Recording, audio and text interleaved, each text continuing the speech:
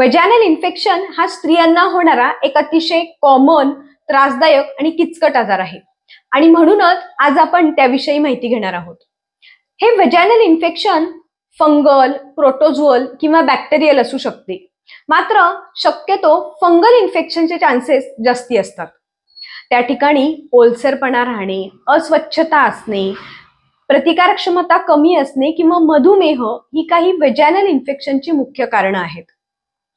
वेजायनाच्या जागी खाज येणं, आग होणं, लालसरपणा येणं, व्हाईट डिस्चार्ज होणं किंवा त्या व्हाईट डिस्चार्जला वास असणं अशी काही वेजायनल इन्फेक्शनची लक्षणं असतात.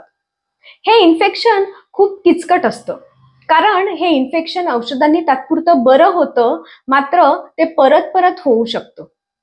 आयुर्वेदामध्ये ह्यासाठी खूप चांगली औषधं उपलब्ध आहेत, जी हे इन्फेक्शन कमी करतात आणि त्यासोबतच हे इन्फेक्शन परत परत होऊ देत नाहीत.